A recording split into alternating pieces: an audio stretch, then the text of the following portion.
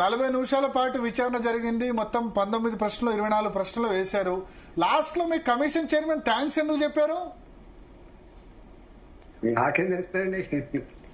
ఇప్పుడు 19 ప్రశ్నలు కాదు, నా 25 ప్రశ్నలు కాదు, నాకు 11 ప్రశ్నలు వేసినారు. నేను అన్నిటికీ సమాధానం చెప్పిన తర్వాత థ్యాంక్స్ అని చెప్పిన. నేను చెప్పగానే నీకు కూడా థ్యాంక్స్ అని చెప్పి నన్ను పంపించినారు. భరత్ గారు, ఇప్పటిదాకా మీ డిబేట్ విన్నా, కానీ కాంగ్రెస్ పార్టీ నాయకుల ఆర్గ్యుమెంట్ గాని వాళ్ళు ఆడటం చూస్తా ఉంటే అసలు అవగాహన ఉన్నట్ట లేనట్ట. దౌర్భాగ్యం ఏంటంటే దేశాన్ని పాలించిన పార్టీ, రాష్ట్రాన్ని పాలించిన పార్టీ అనేక సంవత్సరాలుగా ఈ బిజినెస్ రూల్స్ అంటే ఏందో తెలిసిన పార్టీగా, మంత్రులుగా పనిచేసే వాళ్ళుగా మరి ఏం మాట్లాడుతున్నారో అసలే అర్థం కాకపోతుందండి. ఆ పిసిసి అధ్యక్షుడు కదా మరి రాసిస్తే మాట్లాడుతున్నాడా? ఆయన అనుకుంటుండు పేపర్ వస్తుంది, టీవీలలో వస్తుంది కాబట్టి నా ప్రతిష్ట పెరుగుతుంది అనుకుంటుండు. కానీ ఇది అవగాహన లేని దద్దమలు మాట్లాడేటువంటి విషయం ఆయనకు స్ప్రోక్ వస్తలేదు. భరత్ గారు, ఇక్కడ ఇష్యూ ఈజ్ వెరీ సింపుల్. అసలు కాళేశ్వరం ప్రాజెక్ట్ కి ఫైనాన్స్ డిపార్ట్మెంట్ అందులో ఈటల రాజు గారి పిలాల్సిన అక్కడ లేదు. పిలిచినారు, కమిషనర్ గారు పిలిచినారు. ఇక్కడ క్వశ్చన్, ఎందుకు మిమ్మల్ని పిలిచారు? మేము పిలవడం సంబంధించి కూడా కాంట్రవర్సీ అవుతుంది. ఎందుకు పిలిచారు? అవునండి. యాక్చువల్ గా నేను 2014 నుంచి 2018 వరకు నేను ఆర్థిక మంత్రిగా పనిచేసినాను. జనరల్ గా మాది ఏముంటది, బడ్జెట్ మాది అసెంబ్లీ రూల్స్ ప్రకారంగా గానీ బిజినెస్ రూల్స్ ప్రకారంగా గానీ బడ్జెట్ ప్రవేశపెడతాం. మేము బడ్జెట్ ప్రవేశపెట్టేది మీకు తెలుసు. ఈ చర్చోపచర్చలు అన్ని డిపార్ట్మెంట్స్ తోటి చర్చోపచర్చలు పెట్టిన తర్వాత క్యాబినెట్ ఆమోదం పొందిన తర్వాతనే బడ్జెట్ ప్రవేశపెట్టే విషయం మీకు తెలుసు. ఇవాళ బడ్జెట్ పెడుతున్నామంటే దానికన్నా ముందు రోజు అదే రోజు క్యాబినెట్ అప్రూవ్ తీసుకొని పెడతాం. ఇవాళ ఆ క్యాబినెట్ లో ఆమోదం పొంది అసెంబ్లీ ఓటింగ్ లో గెలిచిన తర్వాత, నెగ్గిన తర్వాత ఇలా ఇరిగేషన్ శాఖకు 10,000 కోట్లు ఉన్నాయనుకోండి. ఆ 10,000 కోట్ల రూపాయలు వాళ్ళ డబ్బుని, అంటే వాళ్ళ డిపార్ట్మెంట్ డబ్బుని అక్కడ ఉన్నటువంటి ప్లానింగ్ కానీ అక్కడ ఉన్నటువంటి మిగతా ఆస్పెక్ట్స్ కానీ అవి స్క్రూటినీ చేసుకున్న తర్వాత అక్కడ ఒక అకౌంట్ డిపార్ట్మెంట్ ఉంటుంది, అక్కడ కూడా ఆడిట్ డిపార్ట్మెంట్ ఉంటుంది. మాకు బిల్లులు పంపిస్తే మేము క్లియర్ చేస్తారు. అది కూడా ఆర్థిక శాఖలో ప్రిన్సిపల్ సెక్రటరీ గారు చేస్తారు తప్ప దానికి మంత్రి దగ్గర రావాల్సిన లేదు. ఎప్పుడు వస్తుంది మంత్రి దగ్గరికి? ఒకవేళ మేము ప్రవేశపెట్టిన బడ్జెట్ కంటే ఎక్స్ట్రా ఖర్చు అయిపోయిన తర్వాత తప్పకుండా మళ్ళీ ఆమోదం పొందాల్సిన అక్కడ ఉంది కాబట్టి, రీఅప్రోప్రియేట్ చేసుకోవాల్సిన అక్కడ ఉంది కాబట్టి అప్పుడు మళ్ళీ మా దగ్గరకు వస్తుంది. అప్పుడు మేము కూడా నేరుగా పాస్ చేసే ఆస్కారం ఉంది కాబట్టి క్యాబినెట్ అప్రూవ్ తీసుకొని మళ్ళీ అసెంబ్లీలో రీఅప్రోప్రియేట్ చేసుకోవాల్సి అక్కడ ఉంటుంది. ఇంత ప్రొసీజర్ ఉంటుంది. దానికి అవగాహన లేకుండా ఈటల రాజు గారు ఇచ్చేసిన అనేటువంటి మాట మాట్లాడితే నవ్వన్నా ఏడవన్నా తెలుస్తలేదు వాళ్ళ దద్దమ్మ మాటలు చూస్తుంటే. రెండవది ఏంటంటే ఇక్కడ భరత్ గారు వాళ్ళు అనుకుంటే పచ్చ కామెర్లోనికి లోకమంతా పచ్చగన్నట్టుగా ఇవాళలాగా ఇప్పుడు ఆర్థిక మంత్రి కుటుంబ సభ్యులు అందరు ఇన్వాల్వ్ అయ్యి 10% డబ్బులు ఇస్తేనే 6 నెలలు ఆగితేనే బిల్లు ఇచ్చే రోజులు కావవి. అప్పుడు 2014 నుంచి 2018 వరకు నేను ఆర్థిక మంత్రి కూడా మాకు తెలియదు ఈ కమిషన్ అంటే ఏందో, కమిషన్ తీసుకొని బిల్లు ఇచ్చే సిస్టమ్ తెలియదు. కాబట్టి ఇవాళ నేను ఛాలెంజ్ చేసి అడుగుతా ఉన్నా, ఏ ఒక్క కాంట్రాక్టర్ అన్నా, ఇప్పుడు ఈ కాళేశ్వరం ప్రాజెక్ట్ లో ఏ ఒక్క కాంట్రాక్టర్ అన్నా వచ్చి ఈటల రాజు గారు మీకు మాకు బిల్లు ఇవ్వండి, మీకు ఇంత కమిషన్ ఇస్తామనే రోజు కాదప్పుడు. ఇవన్నీ కూడా. రెండవది, ఒకవేళ బడ్జెట్ లో ఈ అమౌంట్ సరిపోకపోతే, బడ్జెట్ లో ఈ ఎక్స్పెండిచర్ మీట్ కాకపోతే దాంట్లో భాగంగానే ఎస్పీ ఒకటి క్రియేట్ చేసాం. మేము స్పెషల్ పర్పస్ వెహికల్ క్రియేట్ చేసినాం, కాళేశ్వరం కార్పొరేషన్ క్రియేట్ చేసినాం.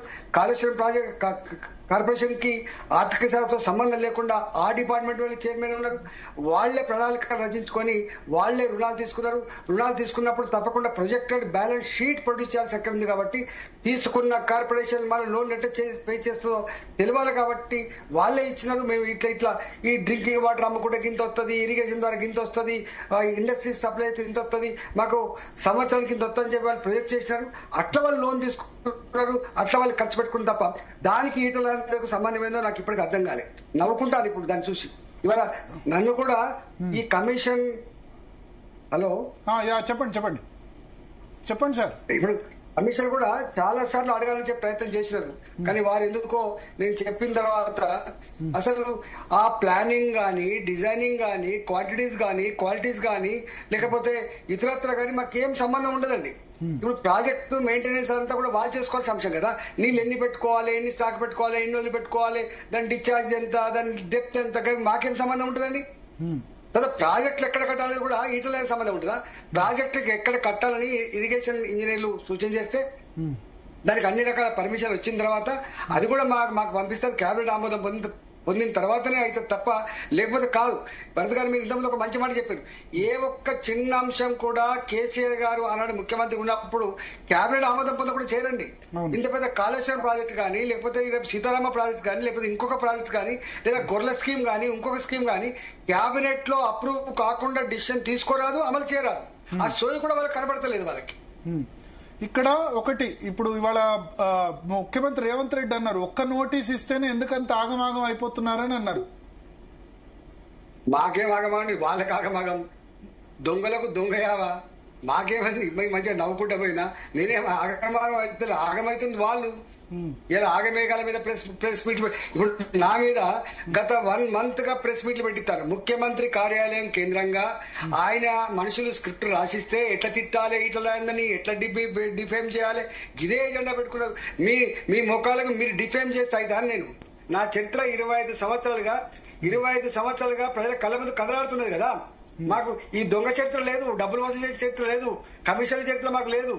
ఎంత మేరకి తెలంగాణ బాగుపడాలి, తెలంగాణ అభివృద్ధి చెందాలన్నటువంటి కోణం తప్ప నిరుద్యోగ యువతకి ఎట్లా సాయం చేయాలి, గరీబోళ్ళకి ఎట్లా సాయం చేయాలి, దవాఖానాల్లో పేషెంట్లకు ఎట్లా ఆదుకోవాలి, మా పిల్లలకు మంచిగా ఎట్లా విద్య నేర్పాలి, ఇది ఎజెండా ఉన్నది తప్ప మాకు ఇంకో ఎజెండా లేదండి. అదే ఇప్పుడు మహేష్ గౌడ్ ఆరోపణ చేశారు, మీరు ఫామ్ హౌస్ లో మీరు హరీష్ రావు కలిశారు అని చెప్పి, మీరు హరీష్ రావు కేసీఆర్ ముగ్గురు ఒకటే లైన్ లో ఉండాలి అని చెప్పి మీరు మ్యాచ్ ఫిక్సింగ్ చేసుకున్నారు అని కాంగ్రెస్ ఆరోపణ చేస్తోంది. ఆ పిచ్చి ఆరోపణలు వాళ్ళకు నేను మొన్ననే ఎక్కడో మీటింగ్ లో చెప్పినాను. అసలు నాయకుల మధ్య సంబంధాలు, ఫోన్ సంభాషణలు కానీ ఇక్కడ ఫంక్షన్ కలిసి మాట్లాడుకునే గా కల్చర్ కూడా లేకపోతే ఎట్లండి? నేను 100 సార్లు చెప్పినా మీకు బుద్ధి ఉండాలి కదా. ఇవాళ రేవంత్ రెడ్డి గారు మేము పాలసీ ప్రకారం కొట్లాడుతున్నామండి. కానీ రేవంత్ రెడ్డి గారు ముఖ్యమంత్రిగా ఎదురుపడ్డప్పుడు తప్పకుండా ముఖ్యమంత్రిగా నమస్కారం పెడతాం. అది సభ్యత, సంస్కారం. రాజకీయ నాయకుడు అంటే ఆ మాత్రం జ్ఞానం లేకపోతే, ఆ మాత్రం గొప్పతనం లేకపోతే ఇంకేముంటుందని చెప్పండి. ఇప్పుడు ఫంక్షన్ లో మాత్రమే కలిసారు, ఇండివిజువల్ గా కలవలేదు.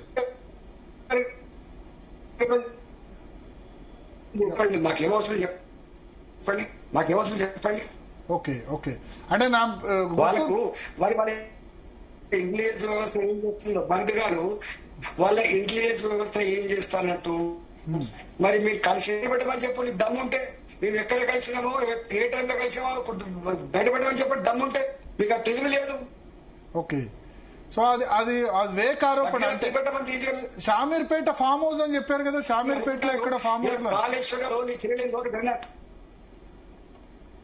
ఈటల గారు అందుకని అంటారు చెప్పమని చెప్పండి. షామీర్పేట బయటపెట్టమని చెప్పండి. నువ్వు మొత్తం ఇప్పుడు ఈ ప్రభుత్వం కూడా ఫోన్ ట్యాప్ చేస్తుంది. నీ ఇంటెలిజెన్స్ కదా బలహీనంగా ఉంది అడుగుతున్నా నేను. బయటపెట్టమని చెప్పండి. మా ఫోన్ ట్యాప్ ఉంటే బయటపెట్టమని చెప్పండి. ఏ ఫామ్ హౌస్ లో కలుసుకున్నామో, ఎప్పుడు కలుసుకున్నామో దమ్ముంటే. అంటే మీరు హరీష్ రావు గారు ఇదివరకు నా పుట్టినరోజు సందర్భంగా మా ఇంట్లో కలిసినప్పుడు కూడా వివాదం అయింది. అప్పుడు కూడా ఆయన నేను 20 ఏళ్ళు కలిసి పనిచేసినాం. నీకు తెలుసు భరత్. ఆయన నేను 20 ఏళ్ళు కలిసి పనిచేసినాం. నేను ఫ్లోర్ లీడర్ గా, ఆయన డిప్యూటీ ఫ్లోర్ లీడర్ పనిచేసిండు తెలంగాణ ఉద్యమంలో. నేను రాజీనామా చేసినప్పుడు కేసీఆర్ గారు ఒక బాధ్యత చెప్పిండు, ఈటల రాజేందర్ గారిని ఎట్లా చేసి ఓడగొట్టమని చెప్పి.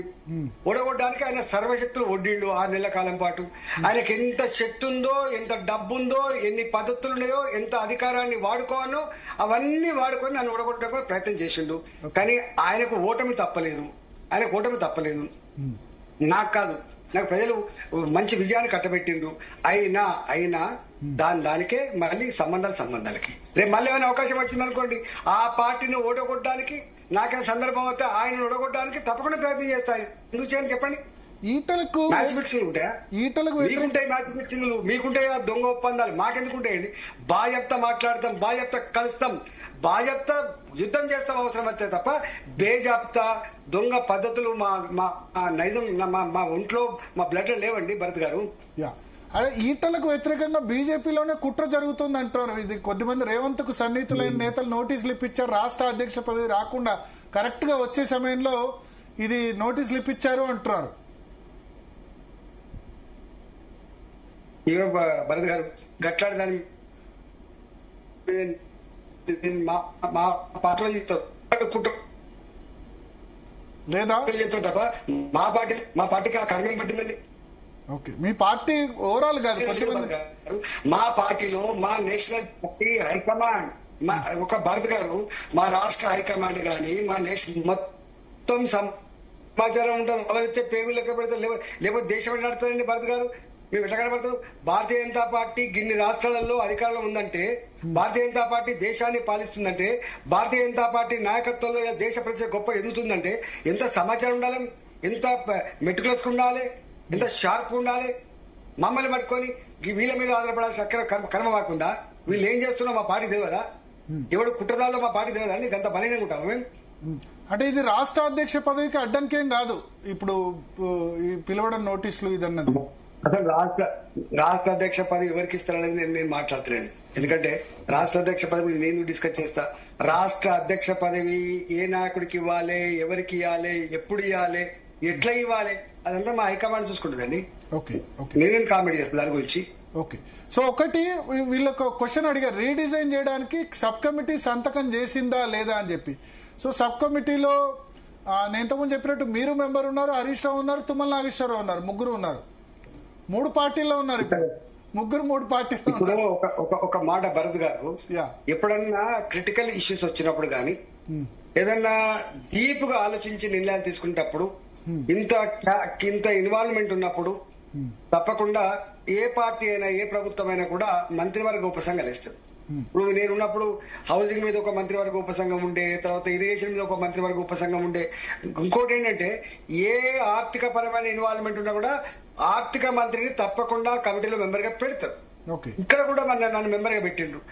వాళ్ళు చెప్పినారు తుమ్మిడి హట్టి దగ్గర కడితే గిట్ ఉంటది అని చెప్పి దాని అంతా ఎవిడెన్సెస్ అంతా మాకు ప్రొడ్యూస్ చేసిన తర్వాత మేము మంత్రివర్గ ఉపసంఘానికి వచ్చిన తర్వాత మంత్రివర్గ ఉపసంఘం ఆ నిష్ఠాలతో చర్చోపచర్చలు పెట్టి ముఖ్యమంత్రి గారి సూచనలు సలహాలు తీసుకొని మేము ఒక రికమెండేషన్ ఇస్తాం. రికమెండేషన్ ఇచ్చిన తర్వాత మళ్ళీ క్యాబినెట్ పోతుంది. క్యాబినెట్ ఆమోదం పొందిన తర్వాతనే ఇది రూపం దిద్దుకుంటుంది తప్ప అప్పటిదాకా రూపం దిద్దుకునే ఆస్కారం. ఎందుకు సంతకాలు పెట్టాం? సంతకాలు పెట్టింది మంత్రివర్గ ఉపసంఘాలు ఉంటాడా అండి?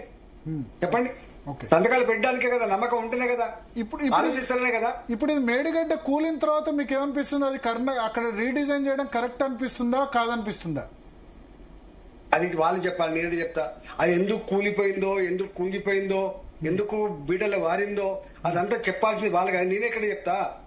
ఎక్కడ కట్టాలి, ఎట్లా కట్టాలి, దాని డిజైన్స్ ఏంది, దాని క్వాలిటీ ఏంది, దాని క్వాంటిటీ ఏంది, రేపు ప్రాజెక్ట్ మేనేజ్మెంట్ ఏంది, ఇవన్నీ చూసుకోవాల్సింది వాళ్ళు కదా భరత్ గారు. ఇరిగేషన్ డిపార్ట్మెంట్ వాళ్ళంటే ఇరిగేషన్ అది ఏముంటది? వాళ్ళు పిలిచి మాకు చెప్పినప్పుడు ఇలా ఆర్థికంగా ఎక్కువ తక్కువ ఖర్చు పెట్టకుండా మంచి ప్రాజెక్ట్ కట్టి 4 కాలాల పాటు ఉండి 4 లక్షల ఎకరాలకు 5 లక్షల ఎకరాలకు ఎక్కువ నీళ్ళు ఇవ్వాలని ఆలోచన ఉంటుంది తప్ప, మంచి సక్సెస్ కావాలని చూస్తుంది మంత్రివర్గ ఉపసంఘం తప్ప. దానికంటే భిన్నంగా ఏం ఆలోచిస్తే చెప్పండి? అంటే వాళ్ళంటే ఎవరు? ఇక్కడ ఇరిగేషన్ డిపార్ట్మెంట్ ఓవరాల్ రెస్పాన్సిబిలిటీ. తప్పకుండా ఏది ఏమైనా ఒకటి మాత్రం సత్యం అండి, ఇవాళ అన్ని విషయాల పట్ల మంత్రులకు అవగాహన ఉండదు. ఇవాళ నేను హెల్త్ మినిస్టర్ అనుకోండి, హెల్త్ కు సంబంధించిన అవగాహన అంతా కూడా హెల్త్ మినిస్ట్రీలో పనిచేస్తున్న అధికారులకు ఉంటది. వ్యవసాయ మంత్రిత్వ శాఖలో పనిచేసే వ్యవసాయం గురించి అవగాహన ఉంటది. ఇవాళ ఆర్థిక మంత్రిగా నాకు అవగాహన ఉంటది. కానీ ఇరిగేషన్ శాఖలో పనిచేసే ఇంజనీర్లకు ఇదంతా టెక్నికల్ ఇష్యూస్ కాబట్టి, మీకు తెలియని ఏముంది, దీనికి టెక్నికల్ ఇష్యూస్ కాబట్టి వాళ్ళకు మాత్రమే అవగాహన ఉంటదండి. వాళ్ళకి ఇంకా పైన సంస్థలు ఉంటాయి, ఒకటి సిడబ్ల్యూసీ అని ఉంటది, ఒకటి వ్యాప్కోస్ అని ఉంటది, ఇంకా అనేక రకాల సేఫ్టీ, డ్యామ్ సేఫ్టీ అథారిటీస్ అని ఉంటాయి. ఇవన్నీ అక్కడ ఉంటాయి. వాళ్ళు నిష్ఠాతులతో చర్చలు జరుపుకొని మాకు అప్డేట్ చేయాల్సి ఉంటది. వాళ్ళు అయ్యా మీకు ఇక్కడ లెటర్ రాసినాం, అక్కడి నుంచి సమాధానం వచ్చింది అని చెప్పి వాళ్ళు చెప్పాలి కదా మాకు. దాన్ని బట్టి మేము నిర్ణయిస్తాం కదా. ఓకే, సో వాళ్ళ బేసిస్ ఆధారంగా నిర్ణయం తీసుకో. అయితే కాళేశ్వరం కార్పొరేషన్ గురించి వస్తుంది. కార్పొరేషన్ ఏర్పాటు చేయాలంటే బిజినెస్ రూల్స్ ఏం చెప్తున్నాయి? ఫైనాన్స్ డిపార్ట్మెంట్ పర్మిషన్ అవసరమా? ఏది ఏర్పాటు చేయాలన్నా కూడా పర్మిషన్ అవసరం ఉంటది. ఎందుకంటే దానికి గ్యారంటీ ఇవ్వవలసింది ప్రభుత్వం కాబట్టి, ప్రభుత్వం అంటే గ్యారంటీ ఇచ్చేది ఫైనాన్స్ మినిస్టర్ కాబట్టి తప్పకుండా ఉంటదండి. ఓకే, సో మరి అక్కడ దాని గురించి మిమ్మల్ని కమిషన్ ప్రశ్నించినట్టుంది. కాళేశ్వరం కమిషన్ మరి రీపేమెంట్ కెపాబిలిటీ లేకుండా ఎందుకు పర్మిషన్ ఇచ్చారు అని చెప్పి, అది కట్టే పరిస్థితి. ఆనాడు బ్యాంకులకు ప్రొజెక్టెడ్ బ్యాలెన్స్ షీట్ ప్రొడ్యూస్ చేస్తున్నప్పుడు ఇవాళ తాగే నీళ్ళ ద్వారా ఇంత కలెక్ట్ చేస్తాము, మేము ఇండస్ట్రీస్ కి నీళ్ళు సప్లై అయితే ఇంత ఇంత వస్తుంది, ఈ వ్యవసాయం ద్వారా ఇంత మాకు ఆదాయం వచ్చే ఆస్కారం ఉంది, దేర్ ఫోర్ మేము కట్టగలమని చెప్పి చేస్తే లేదు. బ్యాంకు రుణాలు ఇవ్వవు, గుర్తుపెట్టుకోండి. ఓకే. ఇవాళ ఏ కార్పొరేషన్ కూడా, ఇలా ఆర్టీసీ కార్పొరేషన్ కావచ్చు, సివిల్ సప్లైస్ కార్పొరేషన్ కావచ్చు, ఇరిగేషన్ కార్పొరేషన్ కావచ్చు, లేదా మిషన్ భగీరథ కార్పొరేషన్ కావచ్చు, ఏ కార్పొరేషన్ అయినా కూడా ప్రభుత్వ గ్యారంటీ లేకుండా రుణం ఇవ్వదు.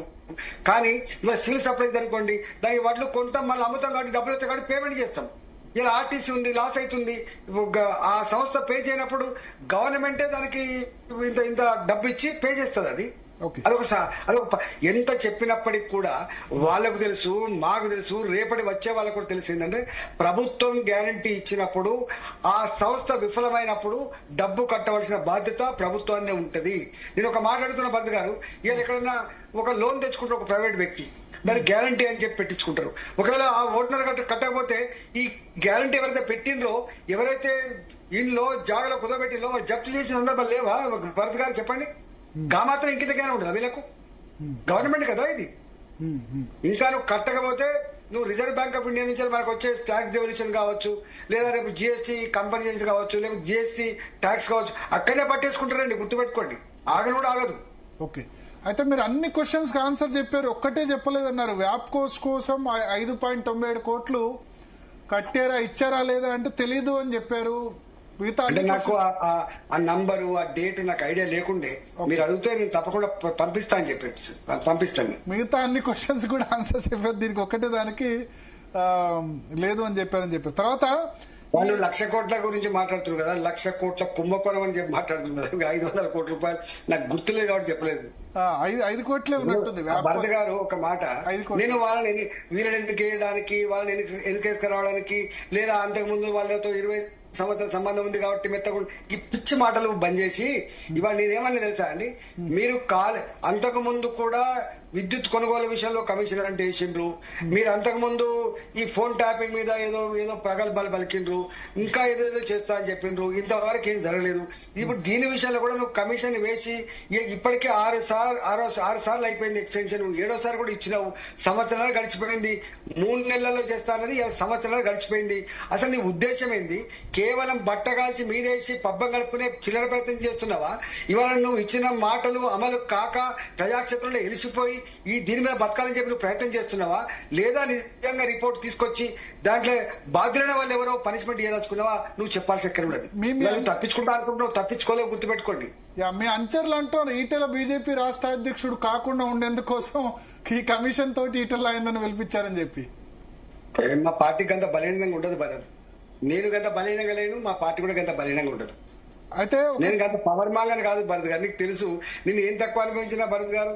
నేను 2002లో పార్టీలో జాయిన్ అయినప్పటి నుంచి 2021 వరకు అన్ని పొజిషన్, జిల్లా అధ్యక్ష పదవి చేసిన, నేను రాష్ట్ర లెవెల్లో పనిచేసిన, 4 పిల్లర్లలో ఒక పిల్లర్ గా పనిచేసిన, 2 సార్లు పార్టీ ఫ్లోర్ గా పనిచేసిన, మొట్టమొదటి ఆర్థిక మంత్రిగా పనిచేసిన, కష్టకాలంలో ప్రజలంతా ఏడుస్తున్నప్పుడు కరోనా మంత్రిగా పనిచేసిన, మళ్ళీ ఎంపీగా పనిచేసిన, గిన్ని పదవులు అనిపించిన నాకు ఇక గిరి కావాలి గది కాక చిన్నగా ఉంటుంది నా భరత్ గారు.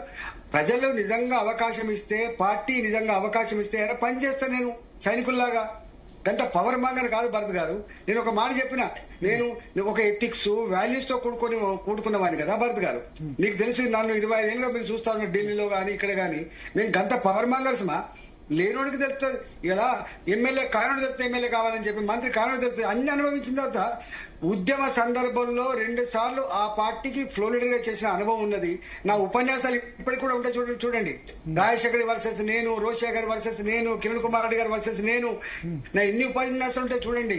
ఇలా తెలంగాణ తల ఎక్కడ పెట్టుకుంటావు రాజేంద్ర అన్నాడు వైఎస్ రాజశేఖర రెడ్డి. ఎక్కడ తల పెట్టుకుంటావు రాజేంద్ర అన్నాడు.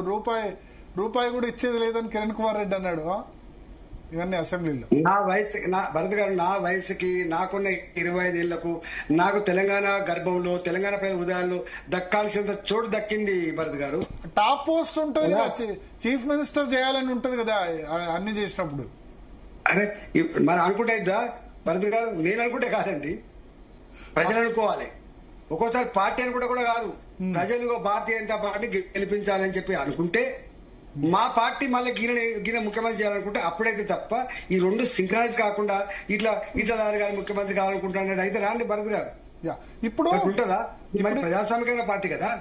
ఇప్పుడు మీ విచారణ అయిన తర్వాత కాంగ్రెస్ అంతా ప్రెస్ కాన్ఫరెన్స్ పెట్టి ఏం చెప్తున్నారంటే కేసీఆర్ ను డిఫెండ్ చేశారు ఈటెల రాజేందర్, వీళ్ళు ముగ్గురు ఒకటే అనుకున్నారని చెప్పి కొద్దిసేపటి క్రితం నుంచి వాళ్ళ Congress party press conference start అయినాయి.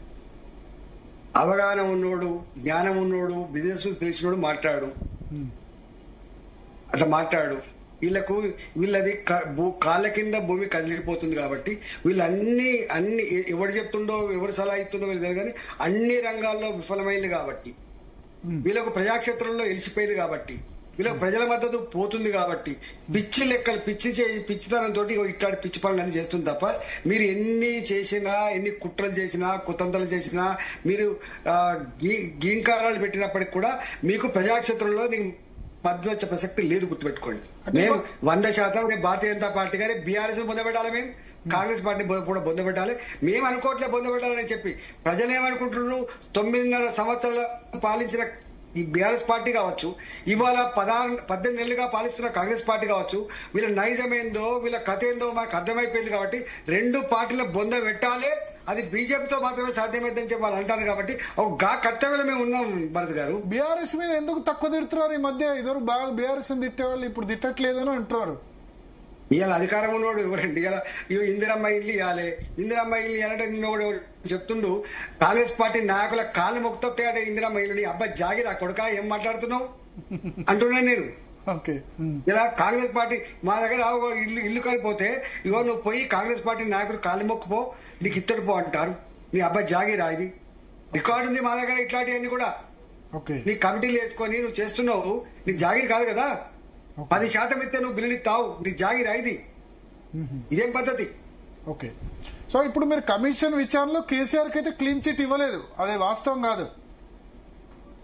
నేను ఒక మాట చెప్పిన, మీరు నిజంగా ఇప్పుడు నన్ను విచారించిండ్రు, రేపు కేసీఆర్ గారిని విచారిస్తారు, రేపు హరీష్ గారిని విచారిస్తారు, ఇన్ని 100 మంది ఇంజనీర్లు విచారించిండ్రు, మీకు ఒక స్పష్టమైన అవగాహన అవుతుంది. పెద్ద రాకెట్ సైన్స్ కాదు, ఉత్తరే ఇస్తుంది ఏం జరిగింది అనేది. సో బయట పెట్టి దీనికి బాధ్యులు ఎవరు ఫిక్స్ అయ్యి నేను అంటున్నా. ఎవరు వద్దంటున్నారు? నువ్వు కమిషన్ అయిపోయినావు, ఎవరైనా ఇన్ఫ్లుయెన్స్ చేస్తే నువ్వు కమిషన్ రిపోర్ట్ దాచిపెట్టుకుంటావా? నువ్వు దాచిపెట్టుకోవడం కమిషన్ వేసినావా? ఇన్ఫ్లుయెన్స్ కావాలని కమిషన్ వేసినావా? నీ చేతిలో ఉంది కదా. నీకు దమ్ము లేకపోతే సిబిఐ అప్పచెప్పమని చెప్పినావు, కానీ నువ్వు చెప్పలే. నువ్వు అన్నావు నాకే దమ్ముంది, నాకే అన్ని రకాల అది ఉంది, నాకే ప్రజాధనాన్ని కాపాడేటువంటి శక్తి ఉంది అన్నావు కదా. కానీ మరి సంవత్సరం నడుస్తుంది, ఎటుపోయినా పవర్ పర్చేజ్ అగ్రిమెంట్ మీద కమిషన్ ఎక్కడ పోయిందని ఫోన్ ట్యాపింగ్ ఇష్యూ నేను అడుగుతున్నా. సార్, ఫోన్ ట్యాపింగ్ సంబంధించి మాట్లాడారు కాబట్టి చెప్తారు, మీ ఫోన్ కూడా ట్యాప్ అయింది అన్నారు, నిజమేనా? అప్పుడు ఆ సమయంలో నా ఫోన్, నా భార్య ఫోన్ ట్యాప్ అయింది, నా పిల్లల ఫోన్ ట్యాప్ అయింది. నేను చెప్తానే ఉన్నా కదా, ఎవరి ట్యాప్ కాదు, డ్రైవర్ల ఫోన్ కూడా ట్యాప్ అయినాయి. ఓకే. సో మీరు కూడా బాధితులే ఫోన్ ట్యాపింగ్ సంబంధించి ఆ పార్టీలో. ఆనాడు ట్యాపింగ్ అయినా ఇవాళ కూడా ట్యాప్ అవుతున్నాయండి. మళ్ళా ఇవాళ కూడా అందరూ అంటున్నారు ఇవాళ కూడా ఫోన్ ట్యాప్ అవుతున్నారు. ఫోన్ ట్యాపింగ్ లేకపోతే గవర్నమెంట్ ఎట్లా నడుతుంది అంటున్నారు. ఒక అడిగితే, ఒక పెద్ద మంది అడిగితే ఫోన్ ట్యాపింగ్ చేయకుండా గవర్నమెంట్ ఎట్లా నడుతుంది అంటున్నారు. ఒక గంట భయంలో ఉన్నారు. అరే ఇప్పుడు ఆల్రెడీ ఫోన్ ట్యాపింగ్ చేసిన వాళ్ళు ఇబ్బందులు ఉన్నారు, మళ్ళీ పోలీస్ అధికారులు, ఇంటెలిజెన్స్ వాళ్ళు ఆ ధైర్యం చేస్తారా ట్యాపింగ్ చేసే ధైర్యం? నేను అదే అంటున్నా, జైల్లో పోతారు అని చెప్తున్నా.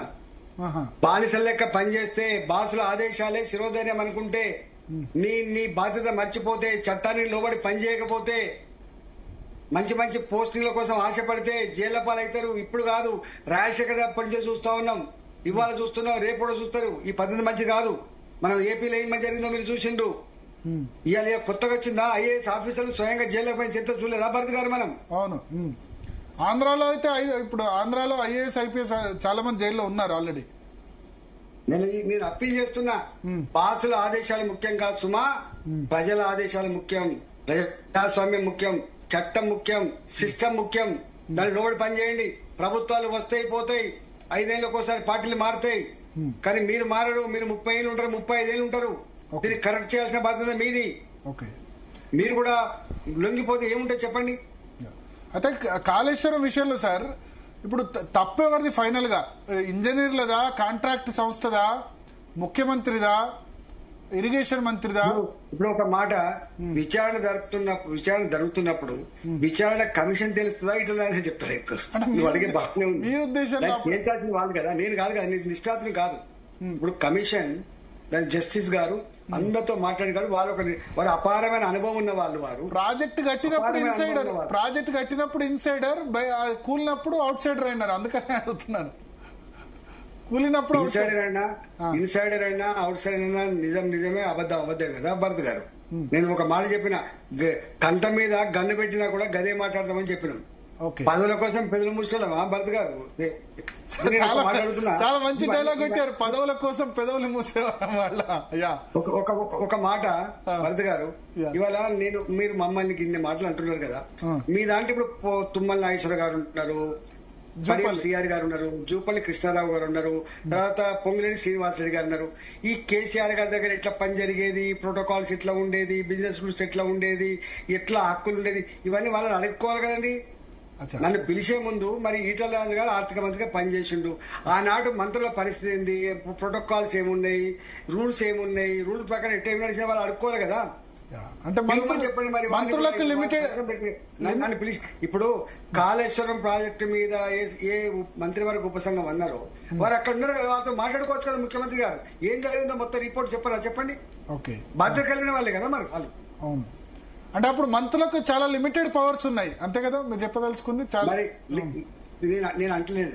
నేను అంటలేను, వారిని అడగమని చెప్తున్నా. మంత్రులకు ఏం పవర్స్ ఉన్నాయో వాళ్ళు అనుకోరాదు.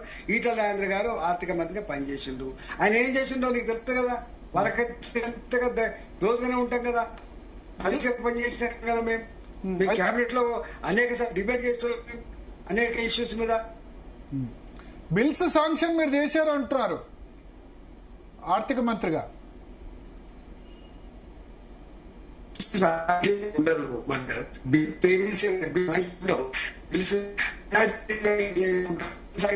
ఆర్థిక మంత్రి ఎప్పుడు వస్తారు? ఆర్థిక మంత్రిగా ఒకవేళ అలొకేటెడ్ బడ్జెట్ అయిపోయి ఎక్స్ట్రా ఎక్స్పెండిచర్ అయితే దాన్ని మళ్ళా శాంక్షన్ చేయాలంటే తప్పకుండా పర్మిషన్ తీసుకోవాల్సి. ఆ పర్మిషన్ క్యాబినెట్ లో పెట్టి తీసుకోవాలి.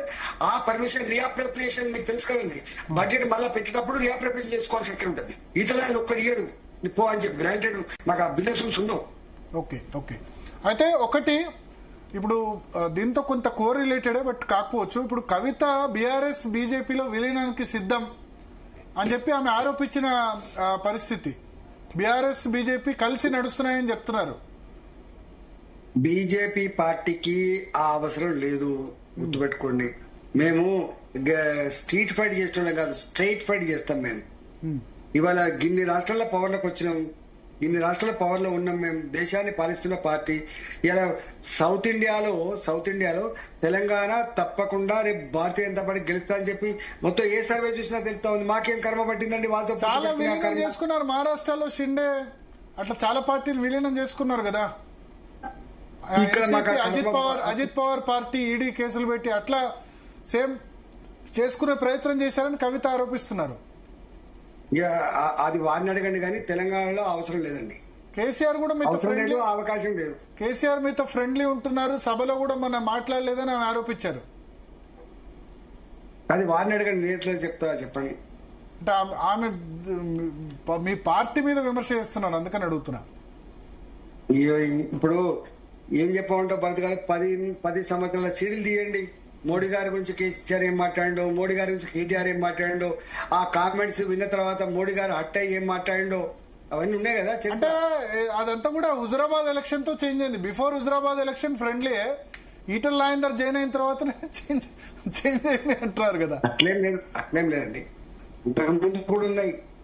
తప్పు హుజురాబాద్ ఎలక్షన్ వల్లే ఆగ్రహం, బీజేపీలో జాయిన్ చేసుకోవడం ఈటల వల్లే కేసీఆర్ కోపం వచ్చింది. అందుకని అప్పటి నుంచి బీఆర్ఎస్ పెట్టి మోడీని తిట్టడం స్టార్ట్ చేశారన్నారు కదా. అట్లా ఇదంతా తప్పు భరత్ గారు, అంతకుముందు నుంచే కూడా ఉంది. అంతేనా? మోడీ ఏంది, గీడీ ఏంది, నీకు కేంద్రం ఏంది, మంచిగా ఉంటే ఆయుష్మాన్ భారత్ ఎందుకు అమలు చేయలేకపోయినాం ఇక్కడ? ఎందుకు ఇలా మిగతా వాటి విషయంలో అనేక విషయాలలో కేంద్ర ప్రభుత్వం ఏంది, మాకు లేవా? మాకే బొచ్చనంత ఆస్తున్నది, మేమే రిచెస్ట్ స్టేట్, మేమే అన్ని చేసుకున్నామని చెప్పిండు. మరి ఏం ముఖం పెట్టుకుని వస్తున్నారని చెప్పిండు, ఏమి ఇచ్చినా వస్తున్నారని చెప్పిండు. ఎన్ని మాట్లాడిండండి వాళ్ళు 2021 కంటే ముందు కూడా మాట్లాడిండండి. ఓకే, సో ఇప్పుడు కవిత తిరుగుబాటు చేయడం వల్ల బీజేపీకి ఆపర్చునిటీయా సార్ తెలంగాణలో? తెలియదండి మాకు ఇష్యూస్ లో మేమేం తల చూస్తాం, మాకేం అవసరం. వాళ్ళ లాభం వరకు నష్టం వరకు వాళ్ళ పార్టీకి ఎరక, మాకేం తెలుసు. అంటే మీరు అప్పుడు ఆ సంఘటనలన్నిటికీ సాక్షిభూతం కదా. అనేక వాడి సాక్షిభూతం ఉంటాం కదా భరత్ గారు, 20 ఏళ్ళు కదా. ఫ్యామిలీలో గొడవలకు సంబంధించి అప్పుడు కొద్దిమంది క్వశ్చన్ చేస్తున్నారు, గులాబీ జెండా కోనర్ అంటే ఈటల రాజేందర్ ను పంపించేశారు పార్టీలో, కవిత మీద ఎందుకు చర్యలు తీసుకోవట్లేదని. మీరు అడగండి వారిని, నేనేం అడుగుతా. అంటాను కింద జనం అంటాను, ఈటలకు ఒక న్యాయం వారికి ఒక న్యాయం అంటున్నారు, నేను పట్టించుకోవట్లేదు. అది వాళ్ళ ఇష్టం కదా, అది వాళ్ళ సొంత పార్టీ లెక్కనే కదా, ప్రొప్రైటరీ కన్సర్న్ లెక్క ఉంటది కదా పార్టీ. అది జాతీయ పార్టీ కాదు కదా, ప్రజాస్వామిక లక్షణం ఉండవు కదా. నా పార్టీ అంటాడు, నా ఇష్టం అంటాడు, నేను ఎవరైనా ముఖ్యమంత్రి చేసుకుంటా అంటాడు, ఎవరైనా తీసేస్తా అంటాడు, ఎవరైనా జైన్ చేసుకుంటా అంటాడు. అది వాళ్ళ ఇష్టం కదా. రీజనల్ పార్టీలలో అది ఉంటాయి కదా, మీకు తెలియదు ఏముంది. మరి ఇవన్నీ తెలిసి కూడా మీరు గులాబీ జెండా కోనర్ అన్నారు, అందుకనే పంపించేశారు. ఒక్కటి గుర్తుపెట్టుకోండి, గ్రామీణ ప్రాంతంలో ఉన్న కార్యకర్త కూడా ఈ జెండా నాదానికి పోతే జెండా బతకదు, గుర్తుపెట్టుకోండి. ఓకే, నాడు ఆ జెండాకు 10 రూపాయలు ఖర్చు పెట్టి జెండా కొనుకొచ్చుకొని, దానికి ఒక 5 రూపాయలు పెట్టి కొబ్బరికాయ పట్టుకొచ్చుకొని ఆ జెండా పాతినాడు ఆ ఊర్లలో ఇదేం జెండరో, వీడెవర్రో, ఇది ఎక్కడి నుంచి వచ్చిండ్రో అని చెప్పి అవమానపరిచినాడు. ఆ గుండెలకు కత్తుకున్న వాళ్ళు లక్షల మంది కార్యకర్తలు ఉన్నారు భరత్ గారు. ఓకే, తెలంగాణను గుండెలకు కత్తుకున్న లక్షల మంది ఉన్నారు. వాళ్ళు కనుక ఈ జెండా నాది అనుకోకపోతే జెండా మిగలదు కదా.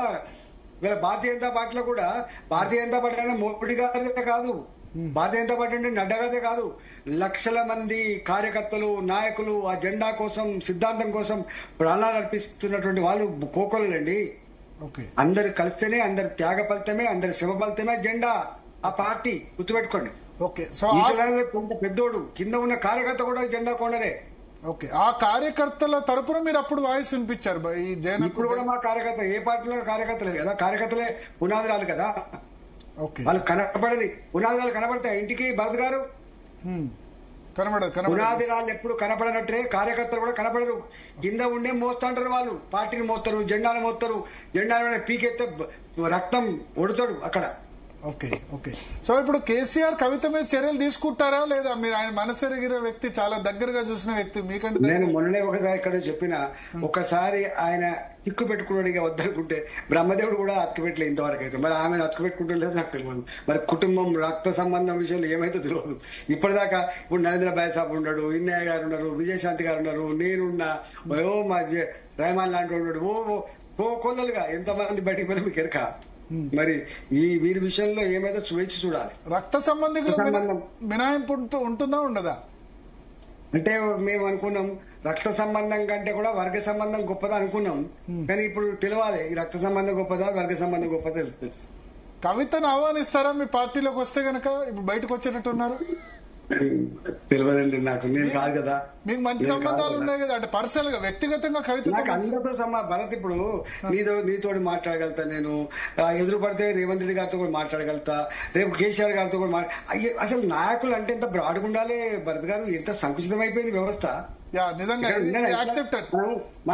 అంటే రాజకీయ నాయకులు శత్రులాగా చూసుకుంటారు, ఒకరితో ఒకరు మాట్లాడి ఈ సిస్టమ్ ఉండకూడదు. Bad practice which is implemented by KCR. This is not fair for democracy. Okay,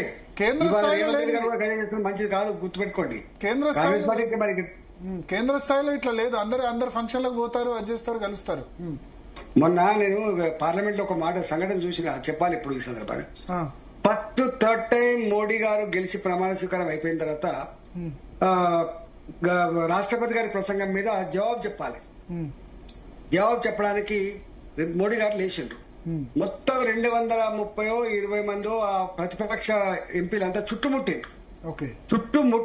చుట్టుముట్టి చివరికి ఆయన బ్లాక్ చేసిండ్రు. అంటే నిబంధనలకు విరుద్ధంగా, ప్రజాస్వామ్యానికి విరుద్ధంగా అవమానపరుస్తూ, అంటే ఆ సభను అవమానపరుస్తూ, ప్రధానమంత్రి చైర్ను అగౌరవపరుస్తూ చుట్టుముట్టమే కాకుండా ఇంకా ఫోటో కనపడకుండా కూడా ఇట్లకి 2 అట్టే ఎగిరితే మోడీ గారు చేసిన పని తెలుసా అండి? మీరు ఇంత అలసిపోయినరు, ఇవో మంచినీళ్ళు తాగమని చెప్పి తన కోసం పెట్టుకున్న మంచినీళ్ళ సీసా వాళ్ళకి ఇచ్చి, మీరు తాగి మళ్ళీ అరవండి బిడ్డ అన్నారు. That is the culture of BJP. That is the broadness of the Modi, గుర్తుపెట్టుకో. దట్ ఈస్ మోడీ, గది ప్రజాస్వామ్యం. ఇక్కడ ఖరాబ్ అయిపోయింది. పెట్టు, ఇంకో మంచినీళ్ళు తాగిపెట్టు.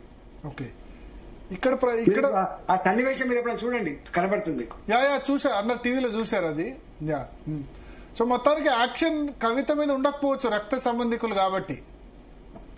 తెలియాల్సింది ఉంది ముందు. సో పార్టీలో ఆహ్వానించడం అయితే ఉండదు బీజేపీలో గానీ. నేను ఎవరినండి ఆహ్వానించడానికి, నేను చిన్న మనిషిని. మీరే కాబోయే అధ్యక్షులు అంటారు, కాబోయే అధ్యక్షులు అంటారు బీజేపీకి. ఏదో ఇండియా పాకిస్తాన్ వార్ కారణంగా డిలే అయింది, లేదా ఇంకా రకరకాల కారణాలు, లాస్ట్ జూలైలోనే అపాయింట్ కావాలి, డిలే అయిపోయింది అని నేను చెప్తున్నారు చాలా మంది. తెలియబడే విషయం గురించి ఎప్పుడైనా చెప్తానా భరత్ గారు? నేను తెలిస్తే చెప్తా. ఎవరు వచ్చినా స్వాగతిస్తారా అధ్యక్షులుగా? 100%. అంతేనా? ఏమో ఈటలకు వ్యతిరేకంగా మిగతా క్యాంపులన్నీ ఏకమైన వేరే వాళ్ళ పేర్లు చెప్తున్నారు అంటున్నారు. తప్పుడు ప్రచారం, శత్రువులు చేసే ప్రచారం. అంటే మా ఎదుగుదల చూసి ఓరవలేని వాళ్ళు చేసే ప్రచారం. ఈటలకు ప్రతిపక్షాల్లో ఎక్కువ మిత్రులు ఉన్నారు, పార్టీలో ఎక్కువ శత్రువులు ఉన్నారు అంటారు. సొంత పార్టీలో అంతటా మిత్రులే ఉన్నాయి, నాకు శత్రువులు లేరు ఇప్పటిదాకా. అనుకోలేదు మీరేమన్నా ఆ విధంగా? ఇప్పుడు ఇంతకండి ఇదే ముఖ్యమంత్రి రేవంత్ రెడ్డి గారు సభలో ఒకసారి నా గురించి కామెంట్ చేసిన విషయం ఉంటే చూసుకోండి. రాజేంద్ర గారు మీరన్నా కొంత ఇట్లాంటి రెక్టిఫై చేయాలి కదా అని చెప్పేది. బాధ అనిపించే అంశం ఏంటంటే భరత్ గారు, ఇవాళ 25 ఏళ్లుగా రాజకీయాల్లో ఉన్నాం, ఎన్నడూ మా గురించి పెద్ద మాట్లాడలేదు, మేము కూడా పెద్ద మాట్లాడలేదు. ఎక్కడెక్కడన్నా ఎమోషనల్ అయితే ఏదో ఒక సంఘటన జరగవచ్చు, కానీ మేము ఎప్పుడు సంజాయిషి చెప్పినట్టుగా సభలో గాని బయట గాని ఎప్పుడు మాట్లాడలేదు. కానీ ఇవాళ వీళ్ళ మాటలు చూస్తా ఉంటే బాధ అనిపిస్తుంది. ఎటువైపు పోతుంది ప్రజాస్వామ్యం, ఏం పార్టీలు, ఏం రాజకీయాలు. రెండవది, నేను గుర్తుపెట్టుకోండి, నేను ఎప్పుడు మేము శవాలను తీసుకుపోయి కుటుంబాలకు అప్పచెప్తున్నాడే ఎంత ఎమోషన్ లో కూడా మేము ఏం మాట్లాడినా మీకు తెలుసు, మా భాష మా సంస్కారం తెలుసు. ఇవాళ ఎందుకు ఉంటుందండి చెప్పండి? మా గురించి ఇట్లా మాట్లాడుతున్నారు. మేము అందరితో మంచిగానే ఉంటాం భరత్ గారు. మేము 25 ఏళ్లలో నేర్చుకున్నది రాజకీయాల్లో పర్మనెంట్ శత్రువులు లేరని, పర్మనెంట్ మిత్రులు లేరని, అందరితో కలిసిమెలిసి ఉండడమే రాజకీయ నాయకుల కర్తవ్యం అని చెప్పి నేర్చుకున్నామండి. మేము in the interest of people పనిచేస్తాం తప్ప in the interest of family పనిచేయమండి.